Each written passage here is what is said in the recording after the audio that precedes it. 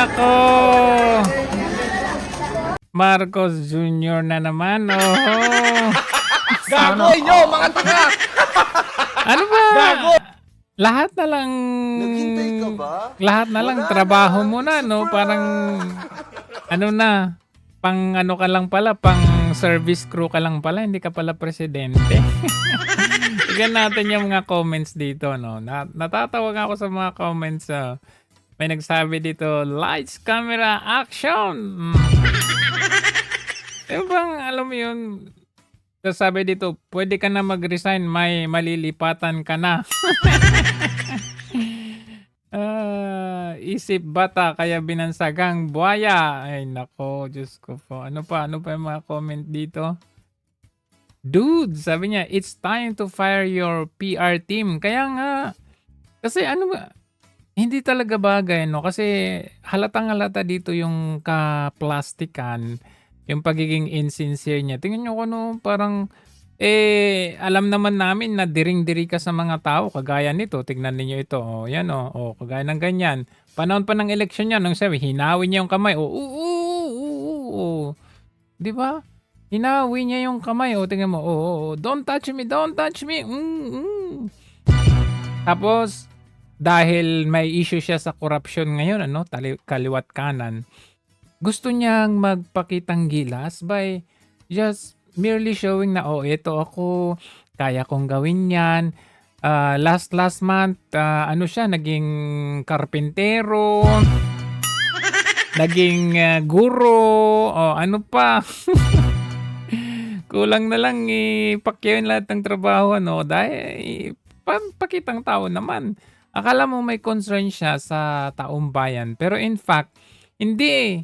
May announcement pa nga yan. Sabi, meron tayong good news sa SSS. Tignan nyo to. Lahat ng ating mga kababayan na SSS member, SSS. meron akong magandang balita. Simula itong Disyembre na ito, Wow. ay makakapagbigay na ang SSS na tinatawag na emergency loan. Wow. Dahil habang nasa ilalim, halimbawa, ng national emergency, ay magbibigay ng emergency loan ang SSS. Wow. It really sounds good. Sa unang dinig, wow, yes, magbibigay na yung SSS, emergency loan. But wait, there's more. Hindi pa tapos. Ito ay isang pautang na Pautang! Ano daw ito? Para makaiwas tayo sa loan shark, sabi niya. Pero, loan shark din naman to. Tignan ninyo, magkano interest? bayad ay mababa lang, 7% lang. 7%! Di ba nakita ninyo yun? Instead na ang gobyerno natin, tutulungan tayong makaraos sa ating araw-araw na pamumuhay, lalo na sa pag-emergency, Hindi. Pagkakakitaan pa tayo. At parang ginawa pang, ginlorify pa na, good news, ito from SSS. Pero, pagkakakitaan tayo, ang sabi nila makaiwas sa loan shark. Pero loan shark sila, bakit? May interest. At ang interest niya 7%. Yung interest ng mga pautang dyan sa mga loan shark, 10%. 10%. Magkano? Ilan lang yung difference? 3% lang. Di na lang yung ginawang 1% o kaya wala na lang. Kasi syempre gobyerno di ba? Or alam mo yun, isubsidize ninyo para sasabing good news, pero ganun din lang. Masahol pa kayo sa loan shark kasi ginagamit ninyo ang pagkagobyerno ninyo para kayo ay kumita. So, as good as you can hear, sasabihin ng mga tanga, Gago inyo, mga tanga! na, wow! Parehan ay meron tinatawag na 6-month moratorium. Ibig sabihin, pagtanggap ninyo ng loan galing sa SSS, sa 6 na buwan, sa unang 6 na buwan, hindi kayo kailangan magbayad para sa loan amortization. Para naman mapagaan ang inyong dala. Magagamit po inyo itong loan na ito para sa inyong pangangailangan, lalo na, kagaya ng aking nabanggit, pagka-emergency, ito po ang makukuha ninyo sa... Alam mo yung timing, kasi maganda yung moratorium na yan, Maganda rin yung ganyan, pero yung timing, na bakit ngayon lang? Lumipas na yung mga ilang mga bagyo, baha. Tapos ngayon lang. Tapos may 7% pa. Parang, alam mo yun, parang nakakagago. Hindi talaga parang, nakakagago ka talaga. Oh, kaya nga, sabi nga ng mga senador, ganito na kagarapal talaga ngayon. Unlike before, na syempre meron part of it, pero hindi talaga ganito kagarapal. First time. Mr. Chair, may I? Ang DPWH, months ago, sabi, overpriced. Bunuan budget yan. Overpriced. Ibaba. Paulit-ulit. Sa hearing, sa technical working group, sa media, even the president said the same thing. Our chair worked diligently with LBRMO, everyone, and DPWH, binaba. Ayon sa kanilang inputs at methodology, binaba. Ayon sa kanilang salita, kamo, binaba. Pero, realistically, hindi nila binabayan. Kung ibaba man nila, babawiin din nila yan. Prove natin. Sa BICAM sabi, itaas. Walang ganyan. Hindi nangyayari yan noon. Hindi ganitong kagarapal. Ang pagpapalit-palit. Ibaba ang presyo. Sumunod. Ayon sa kanila, itaas ang presyo. I-recompute. DPWH yan. DOTR, realignment, palit lang naman. DA, palitan. Hindi ako yun, hindi kami yun. Walang coordinates yan. Or meron pero mali yung listahan. Yan ang sinabi ko, 3 na yan. O ilan pa? Baka maglapitan lahat ng ahensya ngayon. Pwede pala magpalit. Palitan namin lahat ng laman. Pareho naman ang level eh. Mr. President, I'm sorry. I have to express my disappointment and exasperation. There has to be some discipline in government. Diba sa eskwela tayo, pinag-aral tayo, finish Sa eskwelahan, may batas. Parang Kinshu yun or not finish, pass your paper. Pass your paper. Pag naggraduate Teka po. Kukupiahin ko pa yung ka-seatmate ko po. na ng teacher, tama na, hindi pwedeng, magpalit yung seatmate ko, mali. Ano tayo? How can we be a good example to people? First time. Malinaw na yun No need na na explain pa. Kaya ito, nakita natin itong sinasabi nila. Kasi ito, malinaw naman na yung disiplina sa gobyerno, wala naman Kung meron man silang disiplina, yung disiplina nila at systematically na disiplina nila para makapanlimas, makapambulsa. Isang malinaw na example dito, yung kinuha na 60 billion at kung hindi pa napigilan na kumpleto sana yung 89 billion. Sinabi naman ng Pangulo, nasabi ibabalik or ibalik, pero hanggang ngayon, hindi naman binabalik. At mambubudol pa ito, sasabihin na nagamit na po ang ating PhilHealth sa ating mga nangangailangan na ibigay na po.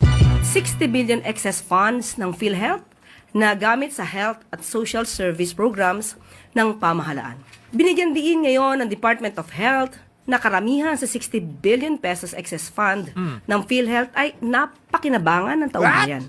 Napakinabangan daw. In-emphasize pa niya, napakinabangan ng taong bayan.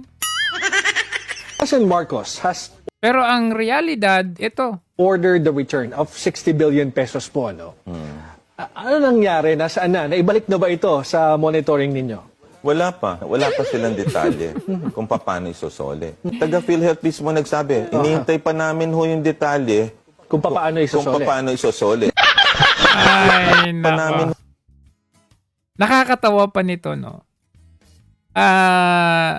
60 billion na yan last year, GAA 2025, kinuha nila yan, nilagay sa National Treasury. Hindi natin alam kung ano yung tracing niyan, kung saan talaga nila ginamit kasi hindi naman na-itemize yan So 60 billion, aside from PDIC na 120 billion, itong 60 billion kinuha nila in the past. hindi natin malaman kung saan nila nilagak. Kung sa proyekto ba o sa bulsa nila. Kasi walang tracing eh. Hinahanap nila yung confidential funds ni VP Sara, 120 million, to the point na nagkaroon pa sila ng Quadcom hearings dito, hearings doon, to the point na aabot pa ng impeachment. Pero dito, hindi ba natin pwede or gawin natin, hanapin natin saan nila ginastos yung 60 billion? Ngayon, naglabas ng desisyon ng Korte Suprema, ibalik nyo ang 60 billion na yan dahil unconstitutional yan. Ang sabi nila, ibabalik daw nila. Pero, saan nila kukunin yung ibabalik nila? Kukunin nila sa 2026 budget. Ang galing! Ang galing! Kumbaga, ginastos nila yung 60 billion, ang pambabayad ng pambabalik nila, kukunin nila uli sa pera ng taong bayan. Dobleng pambubudol yan. Di ba nakakatawa lang? Nga. Balikan natin yung binenta nilang gold na 26 tons na gold, about 150 billion. Balikan natin. Nilagay ulit kuno sa National Treasury. Pwede ba nating i-audit saan nila nilagay yan? At kung ginastos nila sa infrastructure, kung meron man dahil wala akong makita, nasaan ang pinagkagastusan? PDIC, nasaan ang pinagkagastusan?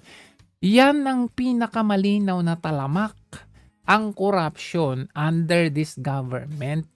Ngayon, magpapakita ka dyan, magiging service crew ka kuno, yung kainan, Jollibee, McDo, or whatever, pakitang gilas.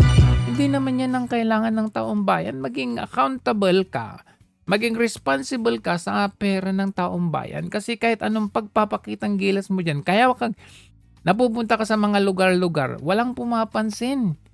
Kasi nandidiri na sila sa talamak na korupsyon ng gobyernong ito. Ay, nakakatawa lang. Eto nga. Ito pa nga, kung tama itong balita ni Ted Filon, na mismong PCO, secretary na si Gomez, ay nagsabi na ayaw nilang ibalik. Saan ka nakakita? Pera natin yan. Ayaw nila ibalik. Inutos ng Korte Suprema, the highest court in the land. Pero ayaw nila mag-comply. Hindi nyo patanggap yung katotohanan doon sa desisyon ng Supreme Court? Di po ba? Klarong-klaro na po, hindi po ba na ito po ay perang nakalaan sa kalusugan ng mga Pilipino? Yes. Hango sa koleksyon ng mga batas na pinagpapasa nitong mga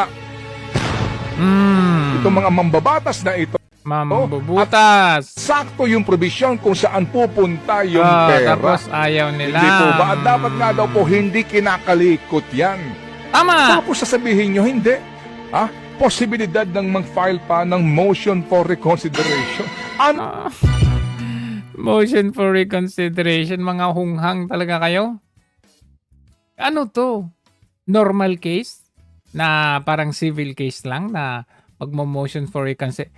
Ito po, utos na po ng Korte Suprema. Pero pagpapabor sa inyo, sasabihin nyo, ito inutos na ng Korte Suprema. Pero pag hindi pabor sa'yo, may nalalaman pa kayong motion for reconsideration.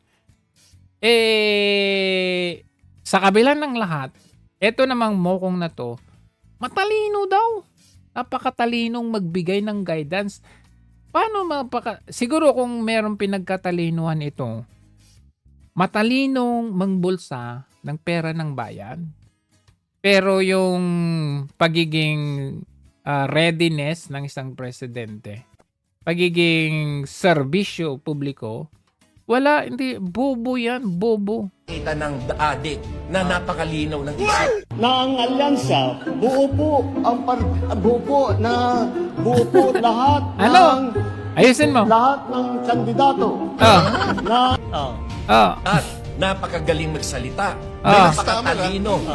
And that none of the, not the Napakatalino mag-discuss ng mga bagay-bagay. mga ngiti, makita, maya, yung abakay, alamat. Napakatalino magbigay Alamano. ng guidance sa cabinet. Kami. Well, Kamutulo. we do the, Kamutulo yan, kamutulo. we just follow our regular procedure. Anong gagawin natin? We take down the power when it is not safe. Going to have to deal with. So, ano ba gawin na? Walang yan. Pero alam nyo, kahit anong batikos natin, wala lang yan sa kanila. Wala yan sa kanya. Basta importante, matapos na ang kanilang deliberation, ang kanilang hearing, pag-uusap, dahil may budget na naman nakaambang. Nakaabang na sila sa budgets for 2026. Nakita ninyo yung debatihan nila. While nakakabilib, kasi may mga nakikita tayong mga eksena, Loren Ligarda, nilecturean sila, may Amy versus Loren Ligarda, ano nila dyan, sagutan nila na Senado at Kongreso. Pero at the end of the day, naka-seal the deal na sila, naka-close deal na sila, tapos na yung BICAM. Kahit anong pakita nila dyan, wala din. Kung may bawas, konti na lang. Tingnan natin to. Yay! Tapos na ang BICAM. And tense talks, lawmakers break through in the dead of night, sealing a deal on the national budget. With billions at stake and controversial items still in play, the business community now watches closely as the final budget shapes spending, project rollouts, and confidence heading into 2026. Anna T has the details. Be proud of. The BICAM finally ends. At exactly 2:22 Thursday morning, Ang sarap ng smile nila. after days of delays and hours of closed-door negotiations, lawmakers from the House and the Senate have finally reconciled their disagreeing provisions on the 6.79 Diba? May mga ganyan silang mga eksena. Sigawan sila dyan, sagutan sila dyan. At the end of the day, manalo pa rin sila, both houses. trillion peso spending plan for 2026. Key issues discussed on the last stretch included the Department of Public Kumbaga sa pelikula or sa isang reality TV show, di ba? Magpakita sila ng eksena na catchy ba?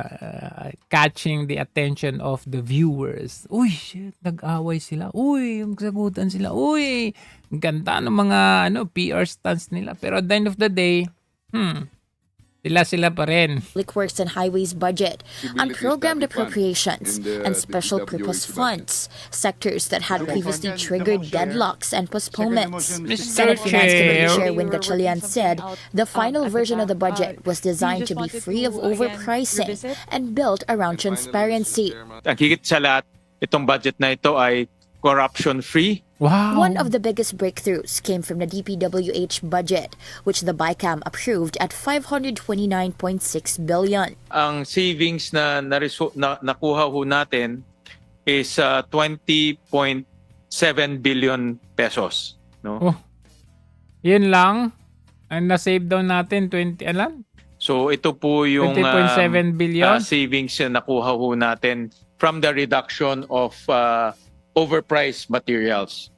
The updated computation factored in logistics, Parang ang konti lang yung binawas nila. hauling costs, and other project-level expenses, bringing prices closer to actual market conditions and eliminating what they described as overpriced materials. Of the total savings, 16.52 billion was realigned to PhilHealth, while 4.25 billion was transferred to the National Disaster Risk Reduction and Management Fund. This is after DPWH Secretary Vince Dizon apologized to providing insufficient data in the costing of their materials, which led to an earlier deadlock and delay in the budget. House Appropriations Chair Micaela Swansing said Ito nadulas. Ayun sa Ito yung gagawin natin. Natin, sabi niya. Or plano natin. BICAM was Bistado. able to significantly cut the DPWH budget compared to earlier versions, adding that all reductions were coordinated with agencies and done with the knowledge of their heads. With the disagreeing provisions now settled, the final budget bill will be returned to both chambers for ratification before being sent to Malacanang for Paano na yan, Nanay Ligarda? Yung anak mo, may reklamo. Anong sabi nung anak mo? Oh, ito. Ito. Sabi ng anak mo, dapat hindi yun. Mas mababa dapat. Conference Committee has approved a 529.6 billion peso budget for the Department of Public Works and Highways for 2026. The amount reflects 20.7 billion pesos in savings after lawmakers reduced overpriced construction materials using updated cost data submitted by the DPWH.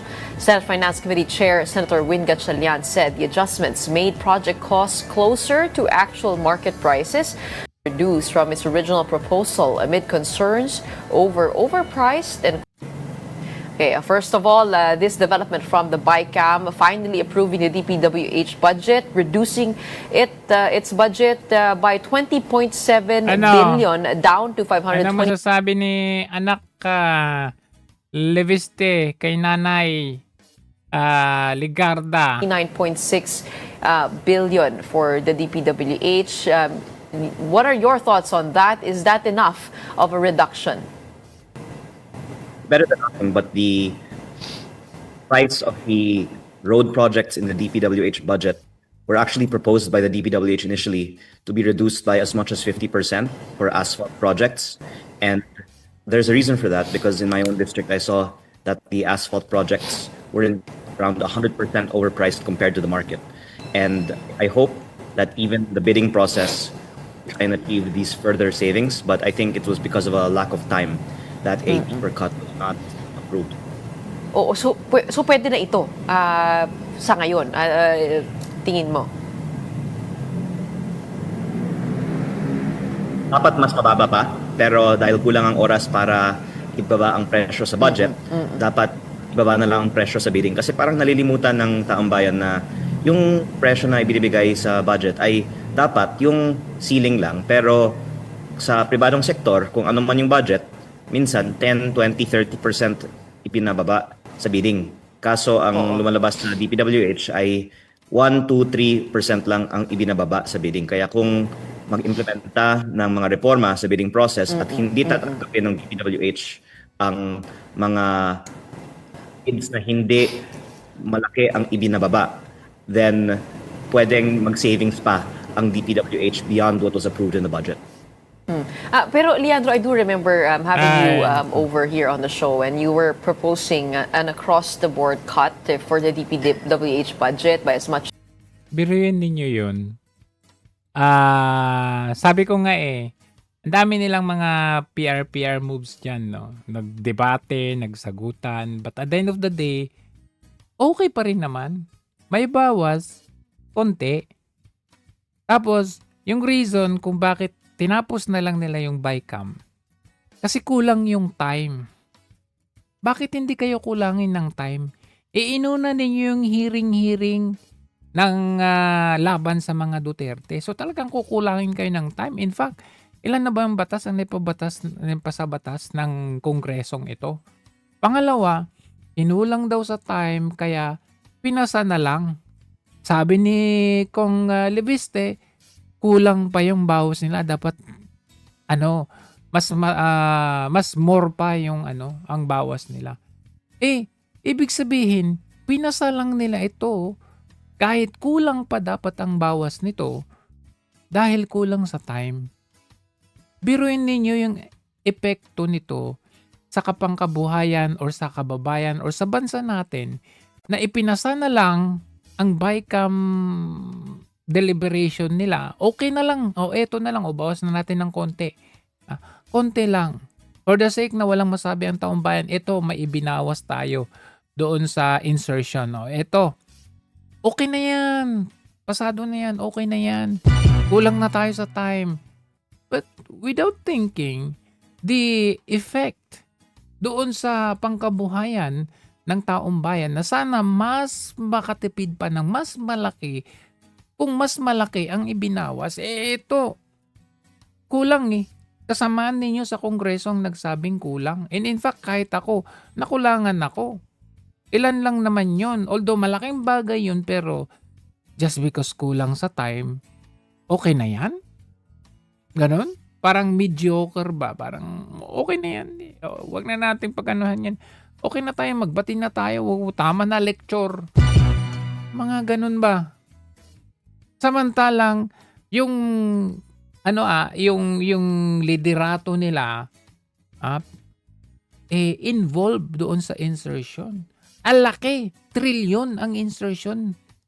1.1 trillion ata or 1 billion na hindi eksakto pero alaki nung insertion nila kumpara doon sa binawas nila. Paano tayo makukonvince niyan? Tingnan niyo, ayan, 'di ba? Ayan. Ito, pinalitan nila yung House Speaker. Pinalitan nila yung appropriations chairman. Ay pinalit nila itong dalawa. Ito si dating pwesto ni Martin Romualdez, dating pwesto ni Zaldico, involved pa rin sa top insertions. Ang issue sa questionableng insertion sa 2025 budget, tila hindi pa rin talaga natututo ang ilang kongresista. Sa ulat ng PCIJ, House leaders pa raw mismo ang may pinakamalalaking singit para sa 2026 budget. Dapat yan binawasan nyo. O kaya tinanggal yung insertion ng mga to. Ang detalye sa agenda report ni Elijah Bonzo. Magkaroon ng palit liderato sa Kongreso, bunsod ng sunod-sunod na pagputok ng issue na may ugnay sa flood control scandal. Pero sa House of Representatives, napalitan man ang mga pangalan, parehas na mga posisyon pa rin ang nakatanggap ng pinakamalalaking insertions sa 2026 DPWH budget, ayon sa huling ulat ng Philippine Center for Investigative Journalism o PCIJ. Una sa listahan ay ang PCIJ, hindi ba may credibility? Kasi sila po ay outside the government, non-government organization na nagsasagawa ng sarili nilang investigation. Kasi kung nasa loob din ng gobyerno, may posibilidad kasi na tainted yan eh. Baga, ito, wag na kayong tumahimik kayo, ito, balita nyo yung maganda lang. Ito, outside po ito. Nakita din ng PCIJ na prior to the BICAM, kaya late pala nag-umpisa ang BICAM, kasi nag-meeting pala muna sila. So hindi natin alam ano pinag-meetingan nila. Off-cam? Hindi kaya pinag-meetingan ninyo na kunwari nag-aaway kayo dyan sa BICAM? Mag-umpisa kayo ng hapon, alas 4 ng hapon. Nakita ng PCIJ, nandun sila, nakita nila, meron pala kayong mga executive sessions. Ano pinag-usapan ninyo? Na kunwari nag-aaway kayo? Kunwari nagsagutan kayo? Tapos at the end of the day, bawasan lang ng konti. Okay na. Ang galing! Umalit kay Congressman Martin Romualdez bilang speaker na si Isabela 6th District Representative Boji D.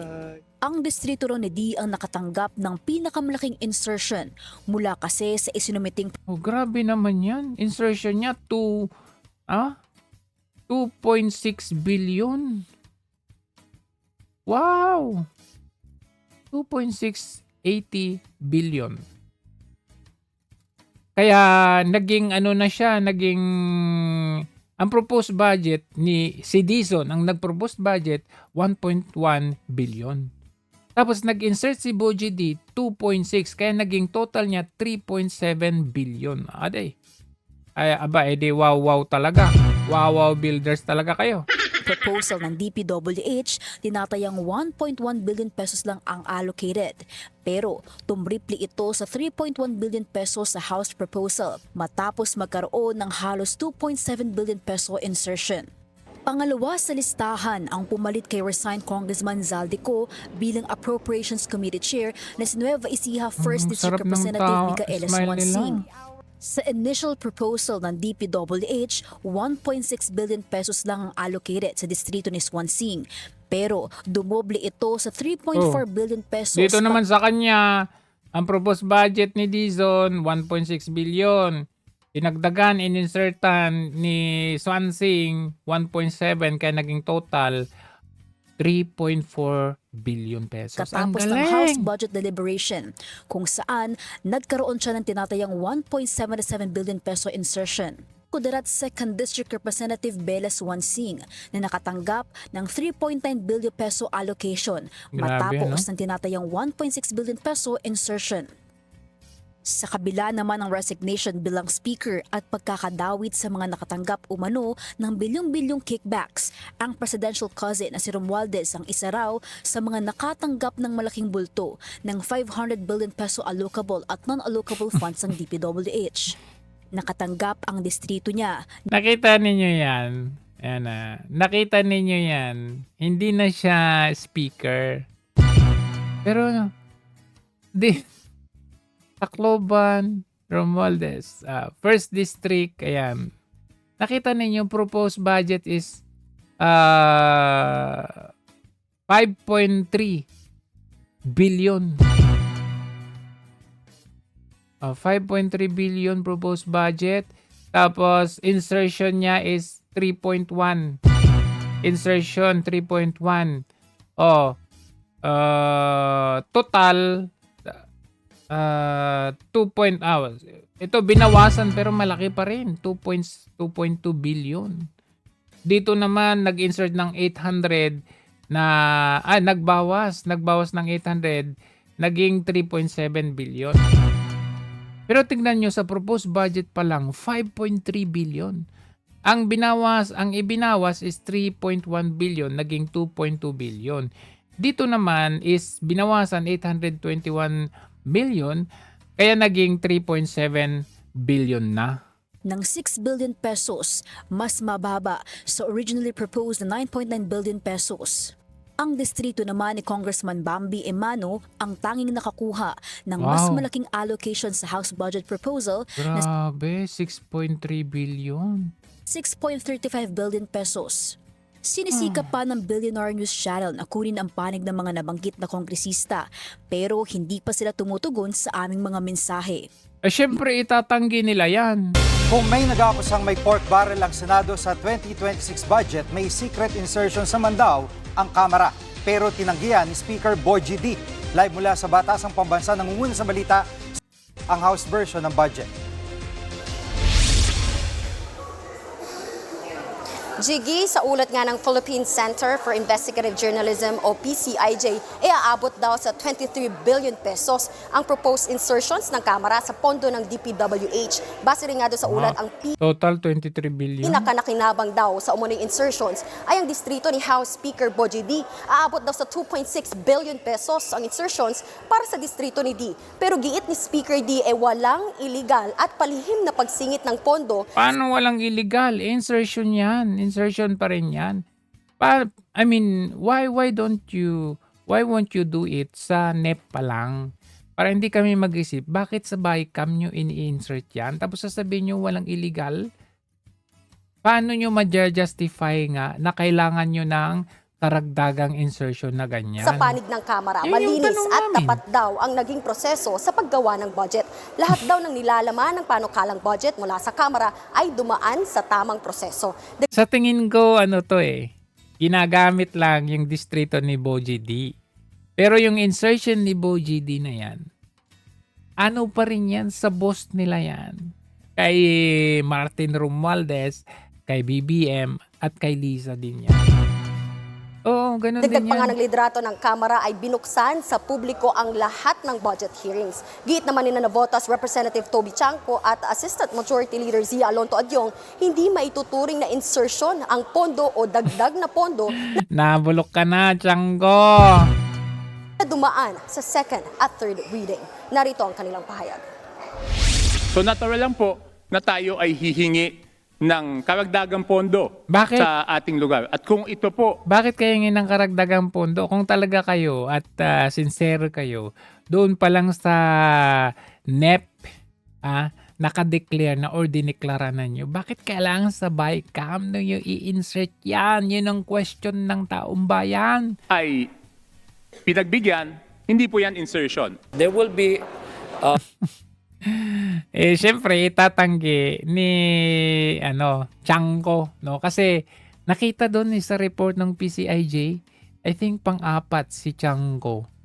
May insertion siya about mga 700 million. Oh, 'di ba? Dakdak ka ng dakdak, hindi ka rin naman pala malinis. Gusto po. Okay, sir, first, Wala ka ng magdi-deny-deny pa wala ka ng reputasyon. let's go through that. Biruin niyo yun, sometime in 2 to 3 months ago, kala mo kung sinong gaganong-ganon na parang malinis, may USB pa ito. Oh, hindi pa ako tapos. Sabi niya, oras ko to. Kala mo kung sino magkipagbardagulan sa mga kasama niya sa Tapos all of a sudden ngayon, hindi siya, ang insertion, walang mali sa insertion. Walang, 'di ba? Doon mo makikita talaga na may something.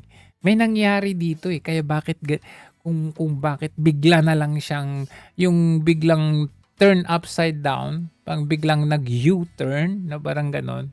Si Erice, obserbahan natin kasi the other day medyo question niya yung pangingialam daw ng mga Senado doon sa insertion. At nagsama pa sila nitong Tiangco na to na depensahan. Bakit sila nangingialam?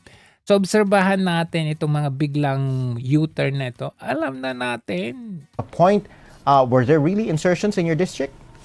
Hindi. Ganito. Hindi. Ganito. Hindi. Ganito. Sanay na to Definitely walang insertions sa Navotas, no? Ano yung nireport ng PCIJ? Nalaman, para sa amin, mas credible yun kasi independent sila Nakita nila na meron kayong meeting sa BICAM early morning and early afternoon. Kaya nag-umpisa na lang ang BICAM in the late afternoon. Kasi may meeting kayo at nalaman din nila na meron kayong insertion. So, anong tawag dun? Number 1 yan. Number 2, RG, I'm not even a member of the Committee on Appropriations. In fact, since I started out as an independent sa 20th Congress, wala ako kahit isang membership sa... Yun na yung nirarason nila ngayon, di ba? Yun nga si Jingo Estrada, sinasabi niya, hindi ako membro ng nung bicameral committee. Paano ako makapag-insert? Sabi, di ba? Hindi nyo pinakinggan. Meron pa rin kayong yung tawag doon? Case na final sa ombudsman laban sa kanila kahit hindi naman sila membro ng BICAM. Pero ngayon, yun ang ginagamit yung rason na hindi ka miyembro ng BICAM. Kahit anong committee. Panay kayo mga kasinungalingan. So, hindi ko magagawa yung insertion. Number 1 yan. Hindi mo magagawa. Sinungaling kayo, PCIJ. Hindi raw magagawa nito. Ang Tiangco na to. Anyway, let's go to other balita. Dito naman sa ICC. I believe, ito ay maybe 50-60% good news para kay PRRD. Ano ba ito? Tingnan natin. The International Criminal Court Appeals Chamber is asking the prosecution and the victims' lawyers to further explain their positions on the issue of jurisdiction in former President Rodrigo Duterte's case. Duterte is facing charges of crimes against humanity of murder before the ICC over his administration's war on drugs. In a 6-page order issued on December 16, the court is directing the deputy prosecutor and the Office of Public Counsel for the victim. Okay. So may direktiba, ang ICC, Appeals Chamber, doon sa deputy prosecutor or sa prosecutor at yung mga abogado nung biktima na mag-file sila ng additional observation doon sa issue ng jurisdiction. Tignan natin. To file additional observations by January 16. These will be on 2 issues related to the question of jurisdiction raised by the Duterte camp. The appeals chamber seeks to determine the effect and consequences of specific Rome Statute articles and how these provisions interact with each other. So ito yung argumento natin noong pang unang unang ganap na kinidnap si PRRD, yung jurisdiction. At yung yung una is jurisdiction. Letter B is ano yung mga consequences yung ginawa nilang gano'n. I mean, ginawa ba nila? Tama ba ang ginawa nila? Dinala ba nila sa competent court muna bago nila dalhin sa dahig o hindi? So ito po yun yung kailangang i-explain ng prosecution. So dito medyo tingnan natin kung papanig pa rin sa atin ang ICC kasi nga ito pinagpapaliwanag ng ICC ang prosecution with regard to the jurisdiction sa bansa natin. Yung courts legal framework, jurisdiction sa bansa natin. Kung tama ba?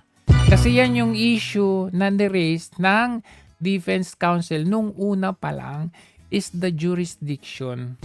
Paano nila ginawa yung pagkidnap? So this may be a little bit of good news para kay PRRD at sa atin na somehow tingnan natin kung ano yung kanilang kasi kailangan nilang establish nadala ba nila sa competent court muna o hindi?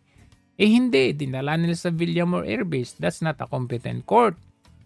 O doon pa lang, palibasa kasi ginagawa nilang punching bag ang mga Duterte. Lahat na lang. Pati yung Madriaga, no? Pinalabas nila yung Madriaga. Iko-connect nila at sasabihin nila, ito, may vital information that may help the case in the ICC. Ganon na lang palagi. Punching bag ang ginagawa nila. Talagang may credibility crisis siya. Kasi maraming bansa actually ang ngayon nag-iisip na umalis na sa ICC. The more na mawawalan ng member states ang ICC, the more na mawawalan na yan ng credibility and at the same time, in a matter of time, baka nga ma-dissolve pa yan if wala na talaga kung isa-isang mag-aalisan ang member states niya. Actually, tama naman kasi kung ako yung judge, yung prosecution, ako yung prosecutor, tapos mawawalan, masasanction ako, hindi ako magkakaroon ng access. Meron akong business sa Amerika. Hindi ko ma-access yung email ko, hindi ko ma-access yung bangko ko, hindi ako makapagpalit ng pera, hindi ko magamit yung ganitong mga platform. So, kung ako yung judge doon, I would rather not. So, may crisis na mangyayari talaga dyan. Either magsisialisan yung mga judges na yan or medyo na sila, medyo ingat na sila ngayon ang gagawin nila dyan. Kasi malaking bagay yung sanction na ginawa ng US at yung warrant of arrest na inilabas din ng Russia laban sa kanila. ang tingin ko nga, Admar at saka at MJ, yung kaso ni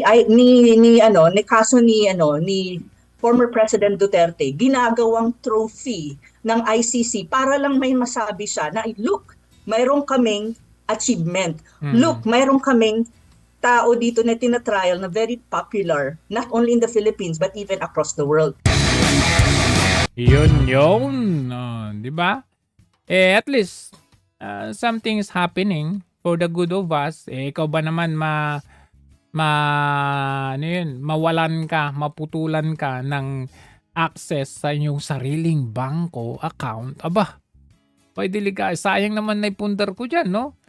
Pagkalaki-laki lang ibinayad sa akin tapos hindi ko ma-access. Aba, might as well umalis na lang ako dito, di ba? Anyway, on the side of sports or chismis na balita, ito naman daw itong si Richard Gomez, nambugbog daw.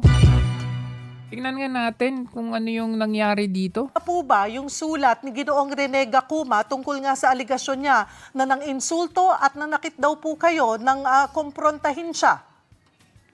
Well, nagkaroon kami ng consultation doon sa venue ng fencing.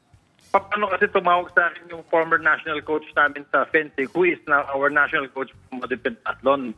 Dahil ang ginawa niya decision, yung number 1 fencer ng Women's FA, si Alexa Larrazabal, the night before ng laban nila, bigla nilang tinanggal as the number one fencer. Hindi nila pinalaro. So sinabi ko sa kanya, kasi ako dati rin akong presidente ng Fencing Association, matagal din ako atleta ng fencing. Sabi ko, never. Nangyari sa amin yan. Na ikaw yung number one fencer, biglang hindi ka pala laruin. Sabi ko, anong rason? Sabi nila, kasi daw hindi daw nagte-training. Kasi daw, hindi raw nila nakikita. Sabi ko, wala rin naman, ilan lang naman ang nagte-training sa Ultra. So just because hindi nila nakikita sa Manila, it doesn't mean hindi nagte-training yan. Okay. Only to favor yung favorite nila na number 4 na individual, yun ang favorite nila. So yun ang pinalit na kay Alexis Larrazabal. So, ano nangyari? Pagdating kahapon, individual, wala rin, talo rin yung pinalit nila. Talo din. Today naman, Cheryl, naglaro yung fencing team, kasama sa Alexis Larrazabal, she performed the best today. Kaya ako nagagalit kasi ang sama ng decision taking ng presidente na Sir Nick ako. Ba't pero hindi rin talaga atleta yan. Alam mo yung klaseng decision making. Sino lumapit sa akin? Nakatayo lang ako eh. Opo. Lumapit sa akin. So nung lumapit sa akin, nakipagkamis sa akin, sabi ko, Nakatayo. Ano, parang, ano? Opo. lumapit sa akin. So nung lumapit sa akin, Lumapit siya sa akin. hindi rin talaga atleta yan. Alam mo yung klaseng decision making. Sino lumapit sa akin? Nakatayo lang ako eh. Siya yung lumapit sa akin, nakatayo lang ako eh. Oh, sinungaling si Gakuma. Gakuma. Sinungaling ka pa. I mean, hindi natin alam kung sinong totoo sa kanila. Pero basing from the video, kasi ang sabi ni Gakuma, ito, tanong, ano muna natin, tanong Lumapit sa akin. So nung lumapit sa akin, nakipagkamis sa akin, sabi ko, bakit ganun ang decision making na ginawa ninyo? That's how it started. Oho. Ang sinasabi po niya, Kong, imbis daw po nakausapin, ay sinugod, tinapakan sa paa, pinilipit daw niyo ho ang hinlalaki niya at binatukan. At mayroon po kaming... yung binatukan, yun yung evidence sa video. Binatukan. May lumabas po na video na nabatukan nga po siya. Kayo po ba yung nasa video na yon? Hindi ko nakita yung video eh. Pero nagkaroon talaga kami ng confrontation habang nag-uusap kami. Because I was so mad, when the country is fighting for a medal, bakit pa ipapasok yung mas mahina na player? Kaya sabi ko sa nila eh. And then prior to that, months before that, binubuli nila ito si Alexa. Yung number 1. Binubuli nila. Pero, you do not bully an athlete. Huwag yung babasitin yung mga athletes namin. So, ako rin, papailan ko rin sila ng kaso for bullying our athletes. They cannot do that. Lumalabot sa akin eh. Alam nga naman halikan ko sa doon. Lumalabot siya. Sige. Lumalapit siya sa akin. Alam nga namang halikan ko siya. Kung gano'n na ito niya, sino pa naman ako para umatras? It is his right to file a complaint. Walang problema. Because ako, I am also filing a complaint for emotionally hurting my... So, tingnan natin kasi dalawang magkaibang account. Dalawang magkaibang istorya. Ang sabi kasi, ayan, sumugod daw. Ayan, sumugod. Tingnan natin, Ayan. Ayan. Basing from here, wala akong makitang sumugod dito. Kung dito sa video, nakatalikod. Ayan, ayan, tingnan ninyo, Kasi ang sabi ni Richard Gomez, siya lumapit sa akin sabi niya. So nakita natin, si Gakumo, nandito siya, ayan nakaharap siya kay Richard. Siguro may sinasabi, hindi natin alam kung ano sinasabi. Baka naman medyo foul din ang mga sinasabi. Hindi natin alam, sa totoo lang. So siya yung nakaharap kay Richard niyan. So ibig sabihin, sa sugod scenario, parang si Gakuma pa ang mas sumugod dito. Tingnan nyo And then tumalikod na lang siya. Tumalikod. Ayan, tumalikod. Ayan, tumalikod. May posibilidad, ayan may posibilidad na may sinasabi si Gakumo habang nakatalikod. Ayan. So, syempre, may ugali si Richard Alam nga namang atras ako, di ba? Ganun siya. Tapos, sinundan. Ito, sinundan. Kung sa sinugod, it's more on sinundan ni Richard. Tingnan natin. Oh, ayan.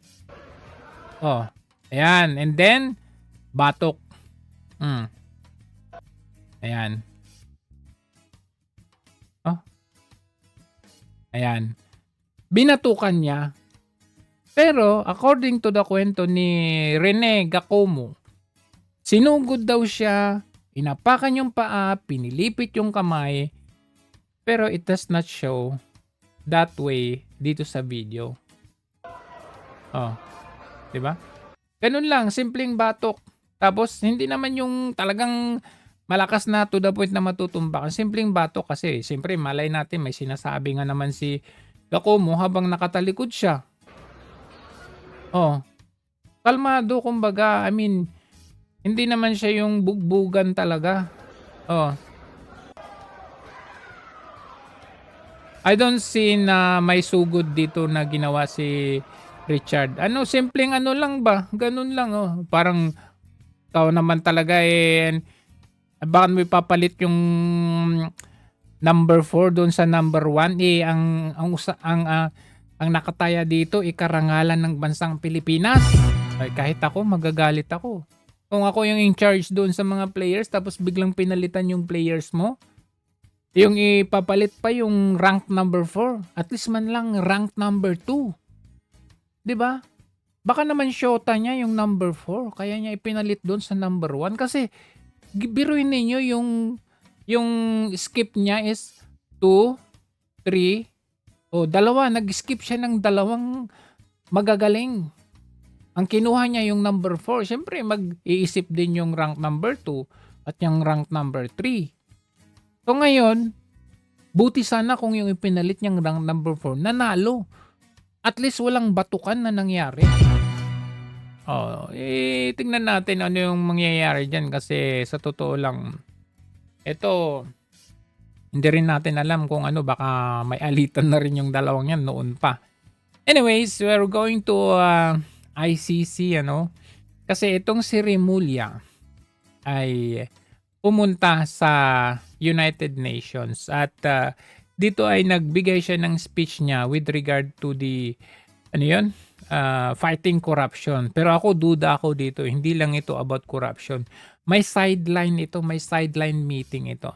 Wari lang nandyan siya, syempre in-invite siya for United Nations to fight against corruption. Pero duda talaga ako dito na meron pang ibang mission si Remulla na pumunta dyan sa United Nations na may plano pang iba dito.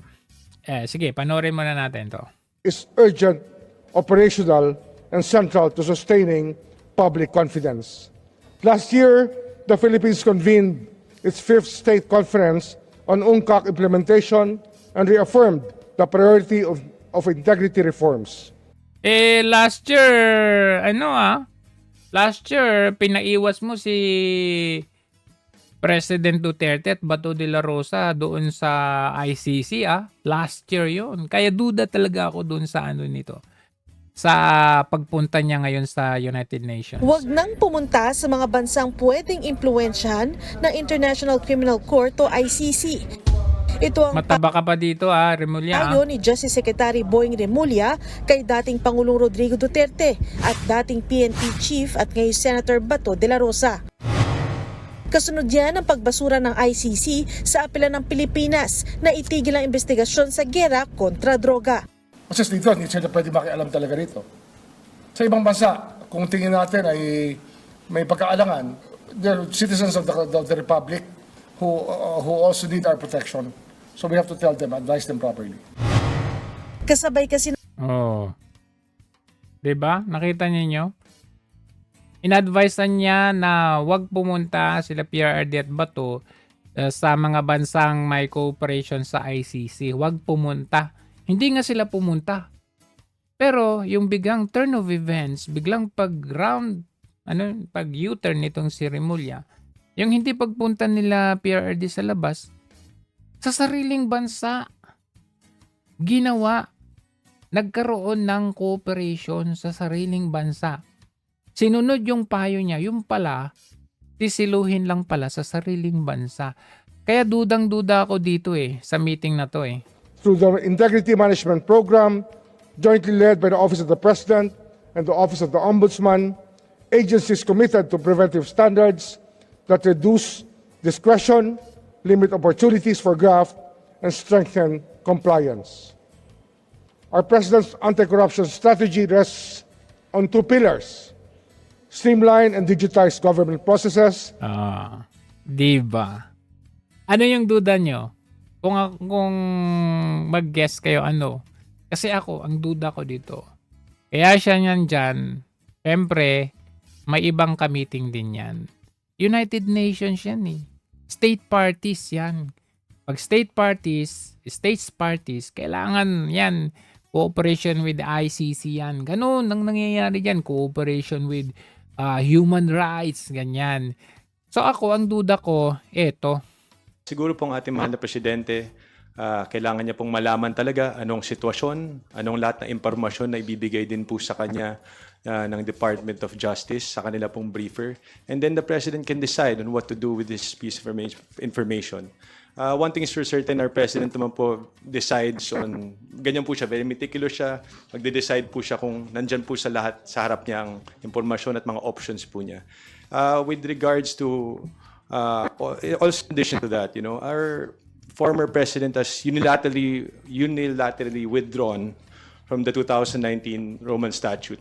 So, if that's also a possibility, if we can unilaterally enter into that same statute, if we were unilaterally withdraw from it before. So definitely nothing is impossible. So it's up for our President BBM to decide on how to proceed once he has. Anak ni Anak siguro ni Boji D. Nakaw. All the information. Nothing is impossible, in my humble opinion. It's basic logic na kung may makitang valid reason na para magkaroon ng pagbabago, sa pananaw ko pwede siyang mangyari. But as of now, na wala pa naman, I think the President will be stern with this previous statement na ganun pa rin ang diba? Ito rin sinabi nila. The UN Special Rapporteur has called on the Philippine government to ratify international human rights treaties, specifically the International Convention for the Protection of Persons from Enforced Disappearance. Yes. Nabasa ko po yung artikulo na to.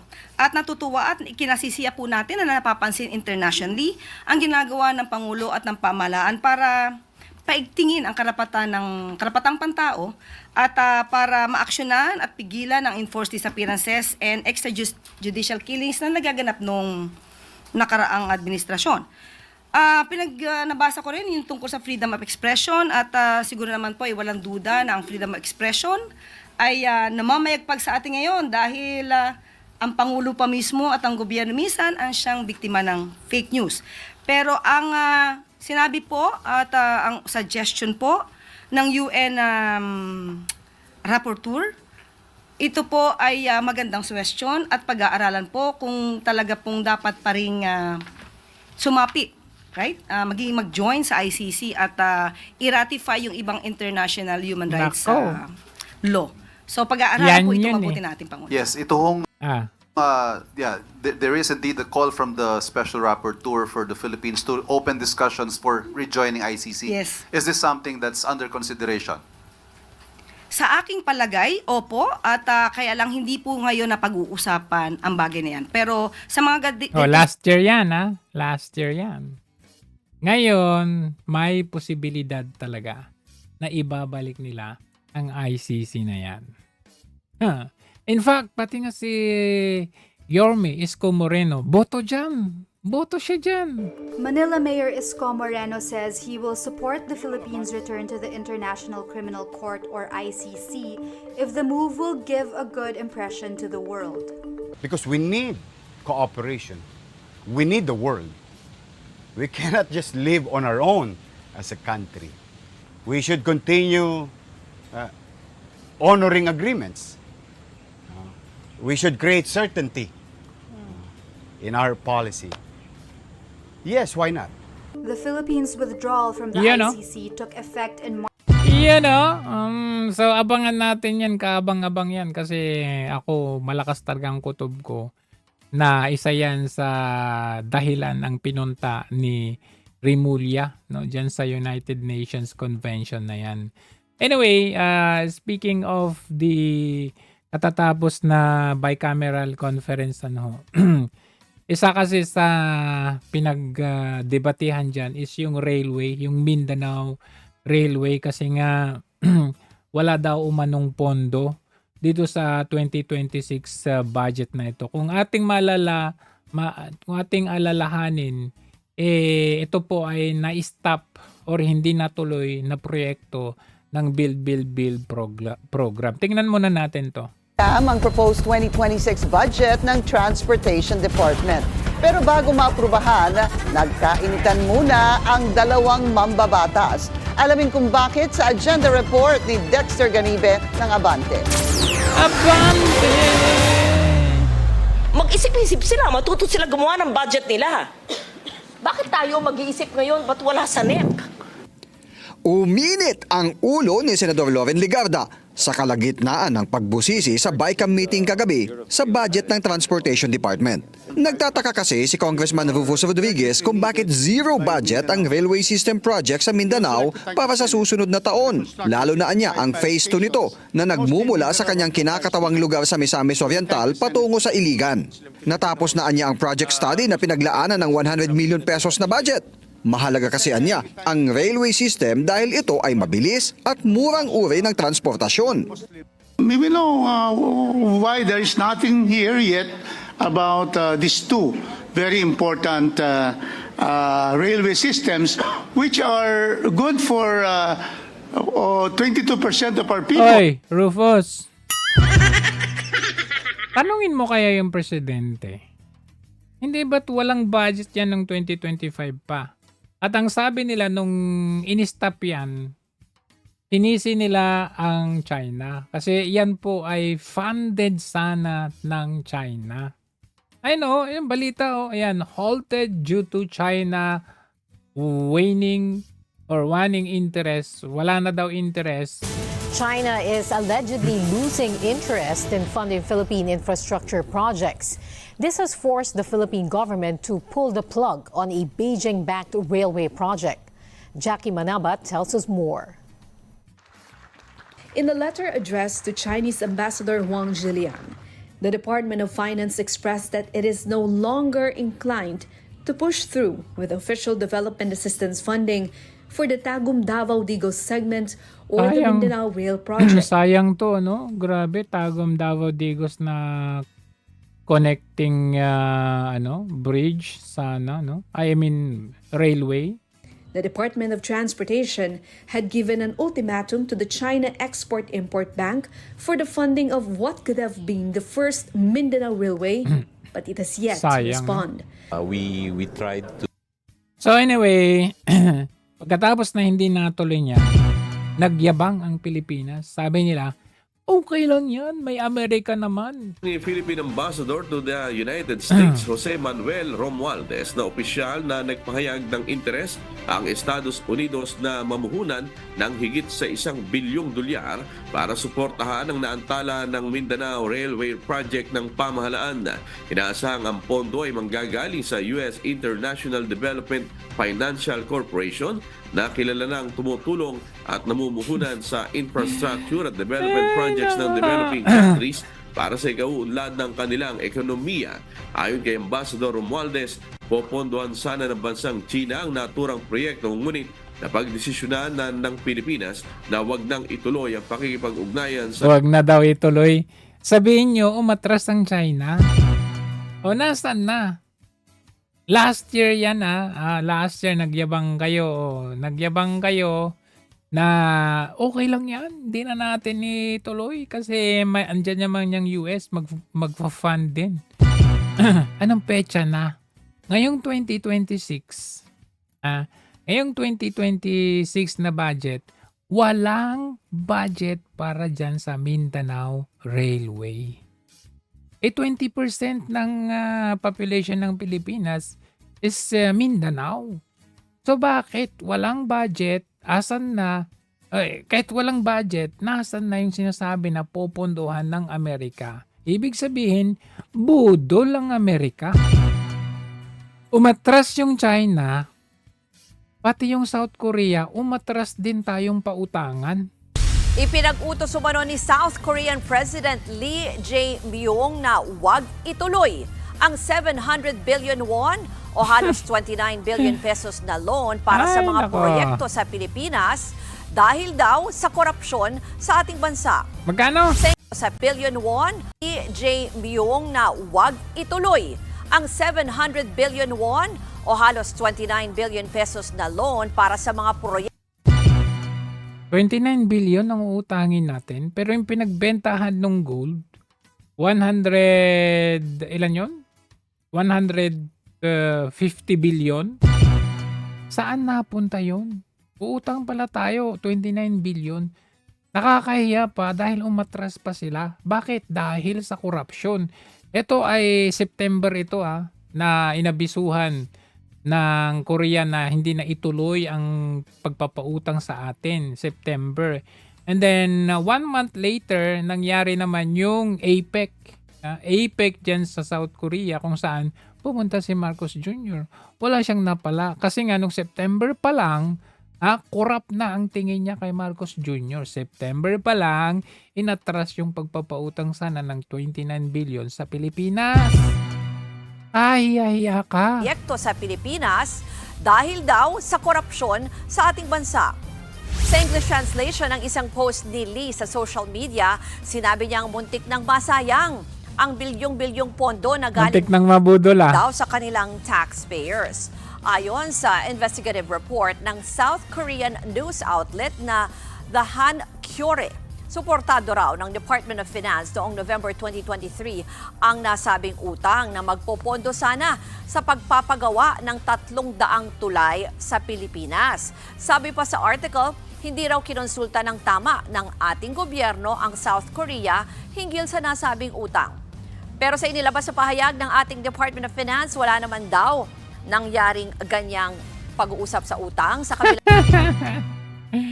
They're very quick to dismiss na alam mo yun, out of their kahihiyan. Wala namang ganyang usapan na utang. Ano yun? Palalabasin pa ninyong fake news at sinungaling yung presidente ng South Korea.